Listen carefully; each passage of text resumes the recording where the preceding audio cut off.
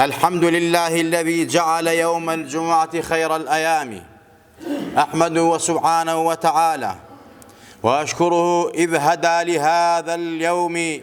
أمة الإسلام وأضل عنه اليهود والنصارى، وأشهد أن لا إله إلا الله وحده لا شريك له، له الملك وله الحمد وهو على كل شيء قدير، الملك القدوس السلام. وأشهد أن سيدنا محمدًا عبده ورسوله خير مرسل وأكمل إمام، صلاة الله وسلام عليه وعلى آله وأصحابه وأتباعه وأولياء أمته أجمعين إلى يوم الدين. سلامي خواهی گەورەتان لەسەر بێ. ڕۆژی جومعەی مبارەک یا شەوی جومعەی مبارەک شەو ڕۆژانێکن وەک چۆن مانگی ڕەمەزان پیرۆزە و مبارەکە، شەو ڕۆژی جومعەیش ئاوا گەورە و پیرۆز و مبارەکە. بەڵکو هەندێک لە عولەما و زانایان فەرمیانە ڕۆژی جومعە لە ڕۆژی جەژنی قوربان و ڕەمەزانیش گەورەترە، لەبەر خاتری ئەوەی جەژنی موسڵمانانە و جەژنی فەقیر و هەژارانە، و ئەو ڕۆژەیە کە پێغەمبەری ئازیز و خۆشەویستمان سەڵات و سەلامی لەسەر بێ لە فەرموودەیەکی سەحیحی خۆیان ئەفەرمێت: خەیڕ یەومین طەلعەت عەلەیهی الشەمس یەوم الجومعة فيه خلق آدم وفيه أدخل الجنة وفيه أخرج منها ولا تقوم الساعة إلا في يوم الجمعة، رواه مسلم. ڕۆژی جومعە بۆیە ئەو ڕۆژە گەورە و پیرۆزەیە. پێغەمبەر ئەفەرمێ سەڵات و سەلامی لەسەر بێ: باشترین ڕۆژێک، چاکترین ڕۆژێک، خەیردارترین ڕۆژێک کە خۆر بەسەریا هەڵهاتبێ ڕۆژی جومعەیە. بۆ؟ چونکە حەزەتی ئادەم لە ڕۆژی جومعە دروست کراوە، و لە ڕۆژی جومعەدا بوو حەزەتی ئادەم خراوە ناو بەهەشتەوە، و لە ڕۆژی جومعەدا بوو ئادەم لە بەهەشت دەرکرا بەهۆی تاوان و مەعسیەتەکە و گوناهەکەوە، و هەر لە ڕۆژی جومعە تۆبەی کرد و خوا تۆبەی لێ قبوڵ کرد، و هەر لە ڕۆژی جومعە قیامەت هەڵەسێ و حەشر و نەشر دەست پێیەکا خوای گەورە سەربەرزمان کا لە قیامەتە. ڕۆژی جومعە ئەو ڕۆژە پیرۆزەیە کە پێغەمبەری نازدارمان سەڵات و سەلامی لەسەر بێ ئاوا ئەفەرمێت: شەعیرە و سروتی موسڵمان و ئیماندارانە، بۆیە واجبە لەسەر موسڵمان و ئیمانداران حورمەت و ڕێزی لێ بگرن. ذلك ومن يعظم شعائر الله فإنها من تقوى القلوب. بەڕاستی ڕۆژی جومعە یەکێکە لەو شەعیرانەی کە خوا تەعزیمی کردووە و پیرۆزی کردووە، و هەر کەسێک بە گەورەی بزانێ و ڕێزی لێ بگرێ و خۆی بۆ ئامادەکە، عیبادەتی باشی تیادا بکە، سڵاواتی زۆر لەسەر پێغەمبەر لێ بدا، واجبەکان و ئەحکامەکان جێبەجێ بکە، مانای وایە ئەو کەسە لە متەقیان و لە خواترسانە، تەقوا لە دڵیا جێگر بووە، ڕێزی لە شیعار و سروتی مسلمانان گرتووە. ئازیزان و خۆشەویستان، ڕۆژی جومعە ئەو ڕۆژە پیرۆزەیە نوێژەکەی فەرز کراوە لەسەر ئیمانداران و مسلمانان، لەسەر پیاوان نیشتەجێ بێ، خەڵکی شار بێ، خەڵکی دێ بێ، و نەخۆش نەبێ، مسافر نەبێ. کەواتە ئەم نوێژە لەسەر ئافرەتان واجب نییە، لەسەر منداڵ واجب نییە، لەسەر ڕێبوار واجب نییە. لەسەر کێ واجبە؟ لەسەر نێرینەیەکی نیشتەجێی باڵغی عاقڵی و هەروەها ڕێبوار و مسافر نەبێ و نەخۆش نەبێ. نوێژی جومعە بۆیە واجب کراوە، ئەمە قەدر و گەورەی ڕۆژی جومعەیە بۆ ئەوەی کەوا مسلمانان و ئیمانداران ئەم ڕۆژە پیرۆزە بقۆزنەوە. ڕۆژی جومعە درا بە ئومەتانی تر وەکو یەهود وەکو نەسارا، بەڵام ئەوان موەفەق نەبوون تایە، بەڵام خوا ئەم ئومەتەی موەفەق کردایە کەوا ڕێز لەم ڕۆژە بگرێ و خۆی بۆ ئامادەکە و عیبادەتی تیادا بکە، واجبەکان جێبەجێ بکاتایە بۆ ئەوەی کەوا ببێتە زەخیرە و توێشووی قیامەتی. پێغەمبەری خوا لە فەرمایشێکا ئەفەرمێت: نوێژ بۆ نوێژ الصلاوات الخمس والجمعة إلى الجمعة كفارات لما بينهن ما لم تغش الكبائر. پێغەمبەری خوا فەرمێت نوێژ بۆ نوێژ کەفارەت و داشکاندنی گوناهەکانە. جومعە بۆ جومعە گوناهت لێ ئەوەرێت و داشکاندنی گوناهەکانە، بەو مەرجەی خۆت لە گوناهە کەبیرەکان بپارێزی، و قەتڵ و زینا و هەروەها غەیبەتکردن و بوهتانکردن و سیحر و جادو شیرک و کوفر و خۆت لەمانە بپارێزی. ئەم جومعە بۆ جومعە کەفارەت و داشکاندنی گوناهەکانتانە. ڕۆژی جومعە ئەوەندە فەزائیل و گەورەی هەیە، ئەوەندە مبارەکە لەسەر مسلمانان و ئومەتی پێغەمبەری نازدار. پێغەمبەری نازدار چەندین خەسائیسی دیاری کردووە، زیاد لە 100 خەسائیس و تایبەتمەندی هەیە ڕۆژی جومعە کە لە ڕۆژەکانی ترا نییە، نەک لە ڕۆژەکانی ترا، بەڵکو لە جەژنی قوربان و ڕەمەزانیشان نییە کە دوو ڕۆژی گەورە و مبارەکن، بەڵکو لە قەدریشان نییە ئەوەی کەوا دراوە بە ڕۆژی جومعە. ئەمەش تایبەتمەندی ئومەتی ڕەسوولی ئەکرەمە سەڵات و سەلامی لەسەر بێ. یەکێک لەو تایبەتمەندیانە چۆن مانگی ڕەمەزان قەدری پێبەخشراوە، هەر کەسێ شەوی قەدر خواب کا بنسیبی، خوابی کا بنسیبی، ئیتر ئەو شەوە دوعاتیایە گیرایە، خێری هەزار مانگ عیبادەت یا 83 ساڵ عیبادەت بە هەمان شێوە. لە ڕۆژی جومعە 1 سەعات هەیە ئەگەر ئینسان دوعای تیا بکا وپارڕێتەوە، داوای هەر شتێک لە خوا بکە، خوای گەورە دڵی ناشکێنێ، دوعاکەی قبوڵەکە. ئەو سەعاتە گومە لە ناو ڕۆژی جومعە، لە شەو ڕۆژی جومعە، وەک چۆن لەیلەتول قەدر لە مانگی ڕەمەزانەونە و دیار نییە. پێغەمبەر ئەفەرمێت سەڵات و سەلامی لەسەر بێ: في ساعة لا يوافقها عبد مسلم وهو قائم يصلي يسأل الله عز وجل شيئا إلا أعطاه إياه وأشار بيده يقللها. پێغەمبەری نازدار سەڵات و سەلامی لەسەر بێ فەرمووی ڕۆژی جومعە سەعاتێکی تایە، کاتژمێرێکی تایە، هیچ عەبدێک موافقەی ناکاو لەو کاتە کە نوێژ بکە دوعا بکە ئیلا خوا دوعاکەی گیراکە و خوا لێی قبوڵەکە، داوای هەر شتێ بکە لە خوا پێ بەخشێت. 1 سەعات لە ڕۆژی جومعە. هەندێک لە عولەما فەرمیان ئەو سەعاتە ئەو کات و ساتەیە کە ئیمام ئەڕواتە سەر مینبەر و چاوەڕێ ئەکاکەوە هەڵسێ بۆ خوتبە، ئەو کاتە کاتی ئەو سەعات و کاتی ئەو نزا و دوعایە. هەر مسلمان و ئیماندارێک ئەو کاتە بقۆزێتەوە دوعا بکە، خوا دوعاکەی قبوڵەکە. هەندێک ئەفەرمون لە دوای نوێژی عەسرە، چونکە نوێژی عەسر کاتێکی پیرۆز و مبارەکە لە هەموو ڕۆژەکە، خوا سوێندی پێ خواردووە: والعصر إن الإنسان لفي خسر إلا الذين آمنوا وعملوا الصالحات وتواصوا بالحق وتواصوا بالصبر. بۆیە ئەفەرمون دوای عەسری جومعە ئەو سەعاتەی تایە بیقۆزنەوە بەفیڕۆی مەدەن، مناجاتی تیا بکەن، خۆتانی بۆ ئامادەکەن. یەکێتر لە تایبەتمەندەکانی ڕۆژی جومعە ئەوەیە کەوا هەر کەسێ لە ڕۆژی جومعە زوو بێ بۆ مزگەوت، زوو بێ بۆ مزگەوت، ئامادەی خوتبە بێ، گوێی بۆ بگرێ، قسە نەکا لە مزگەوتە، قسەی دنیایی نەکا، شەڕ و ئاژاوە نەکا، خەڵکی عەزیەت نەدا، هەنگاو بەسەر خەڵکیان نەنێ. ئەمە پێغەمبەری خوا فەرمێت سەڵات و سەلامی لەسەر بێ خوای تەبارەک و تەعالا خێری 1 ساڵ عیبادەتی پێدا. 1 ساڵ عیبادەت. براسي من غسل يوم الجمعة واغتسل وبكر وابتكر ومشى ولم يركب ودنا من الإمام فاستمع ولم يبلغ كان له بكل خطوة عمل سنة أجر صيامها وقيامها. رواه الخمسة. پێغەمبەری خوامێ هەر کەسێک لە ڕۆژی جومعە خۆی پاک و خاوێن کا و خۆی بشۆرێ، وسڵی سونەت بێ یا وسڵی واجب بێ، خۆی بۆن خۆش بکە، اینجا زوو بچێ بۆ مزگەوت. وبەکەرە وابتەکەرە، یعنی زوو بچێ بۆ مزگەوت و لە پێشەوە ڕێز بۆ خۆی دیاری کا و یان بەهەرحاڵە ناو مزگەوتدا شوێنێک بۆ خۆی دیاری کا کە زوو ڕۆیی لە سەعاتی یەکەمە، اینجا بە پیادەیی بڕوا، سوار سەیارە و ئەمانە نەبێ، بە پێ بڕوا بە مەشیەکە کەسێک بتوانێت، کەسێک نەخۆش بێ و عوزری هەیە. اینجا فەرمێت لە ئیمامەوە نزیک بێتەوە، یعنی بێتە ڕیزی یەکەمەوە، گوێ لە وتارەکە بگرێ، قسەی دنیایی نەکا، ئەم لاولا نەکا، دڵی پاک کاتەوە بە هەموو هەنگاوێکە ناوێتی خوا خێری 1 ساڵ عیبادەتی کەسێکی صائم النهار و قیام الليل پێ بەخشێت. یعنی کەسێک کە بە ڕۆژ بە ڕۆژوو بێ و شەو نوێژ بکە بە 1 سەعاتۆ بەڕاستی عمل و کردەوەی ساڵێکی دەسەکەوێ هی کەسێکەوە 1 ساڵی ڕێک بە ڕۆژوو بێ و شەو نوێژ بکات. ئەمە بە ئومەتی ڕەسوول الله دراوە سەڵات و سەلامی لەسەر بێ، بۆیە زوو بێن بۆ مزگەوت. هیوا هەیە حتا وتارەکە تەواو نەبێ نایە بۆ مزگەوت، با بە وتارەکەشی بەدڵنێتەوە لەبەر خێرەکە، لەبەر پیرۆزی مزگەوتەکە، لەبەر ڕۆژی جومعەکە، لەبەر ئەو خێرە گەورە، وەرە بۆ مزگەوتەکە و وەرە ئامادە بە ئەینا ئەو خێر و بەرەکاتە دەست دەرەچێ. مامی یەکێتر لە گەورەی و تایبەتمەندی ڕۆژی جومعە، هەر کەسێ لە شەو ڕۆژی جومعە بمرێ خوای گەورە لە عەزاب و فیتنەی قەبرەی پارێزێت. ئەمە تایبەتە بە جومعە، تایبەت نە بە هیچ ڕۆژێکی تر، حتا بە جەژنی قوربان و ڕەمەزانیشەوە، ئیلا بەس لە جومعە هەیە.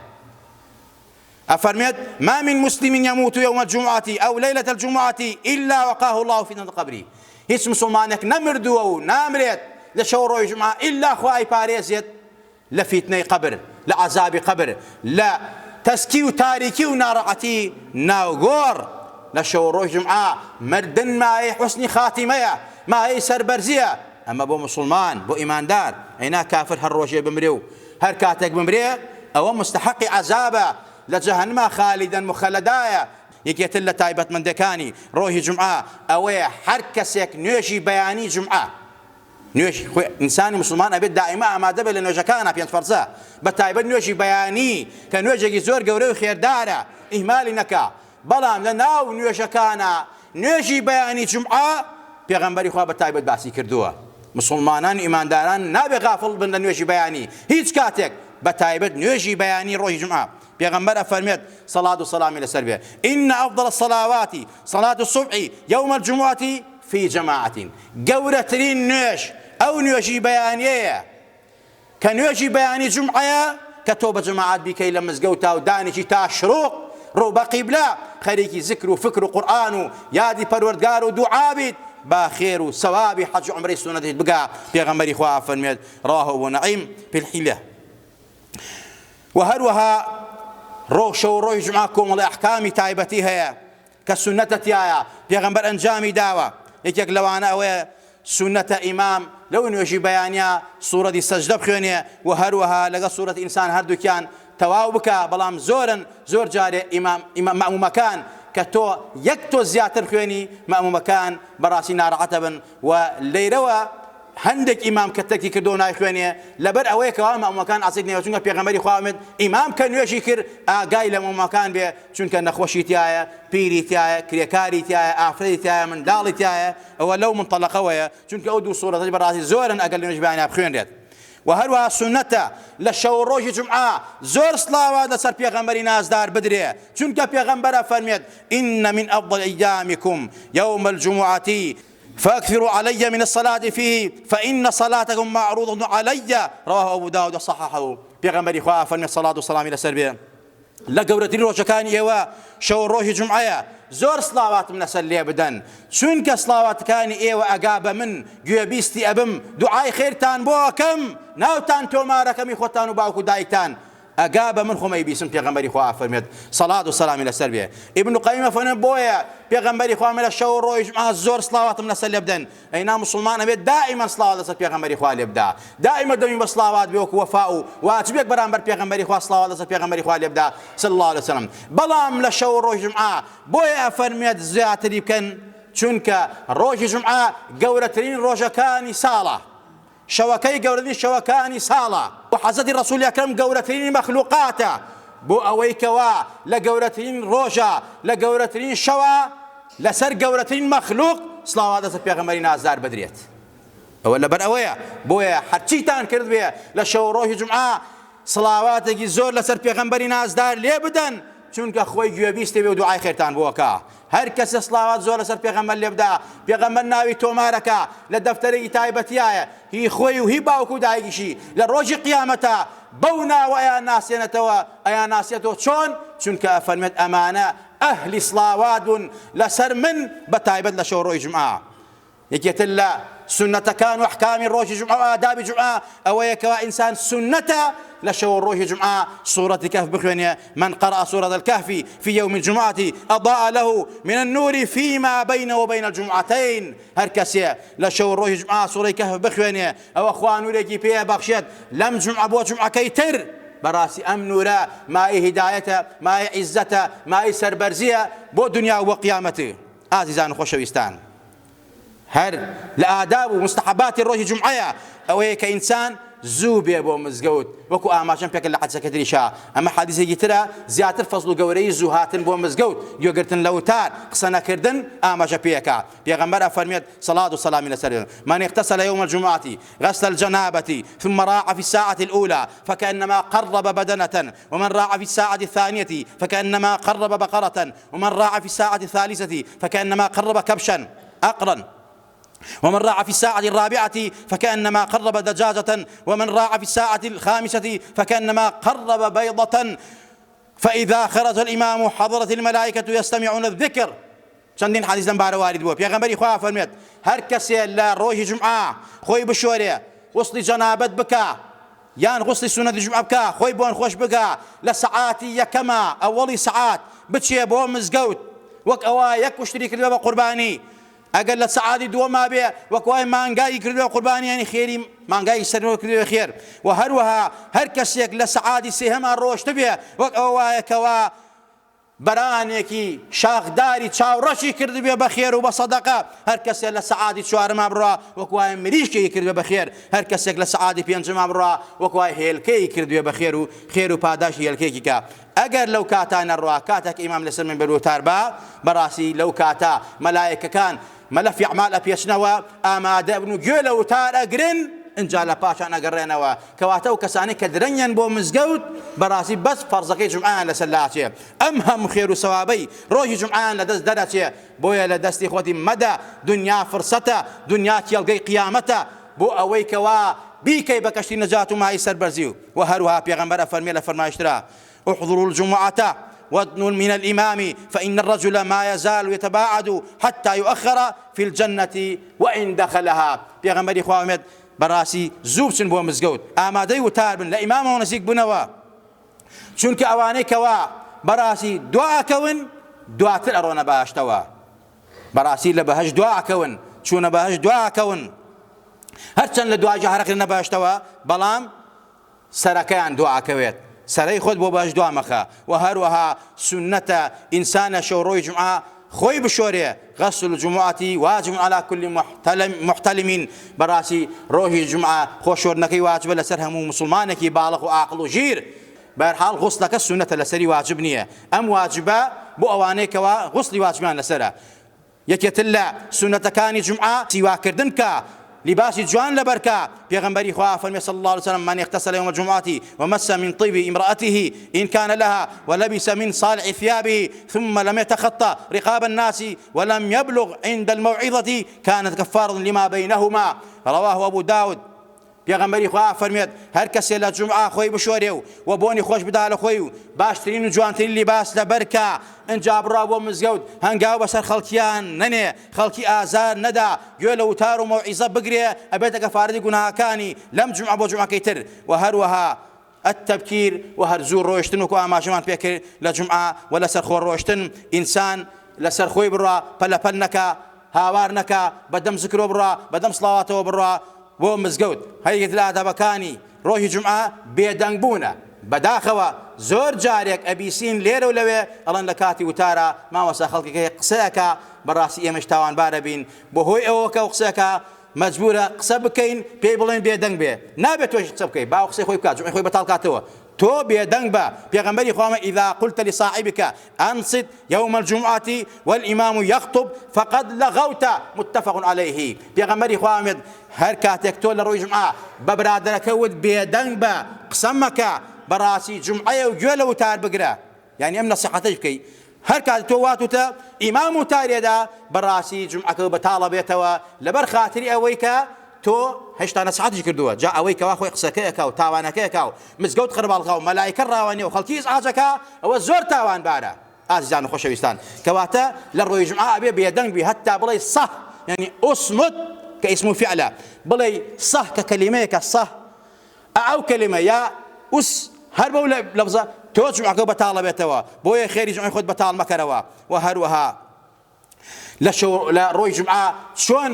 سنەتەکەی بۆ مزگەوت دوور کاتە عێد مزگەوتکەی سنەتە لە پێشەوە چوار کات سنەتی جومعە هەیە یا دوور کات سنەتی نوێی جومعە ئەمە سنەت و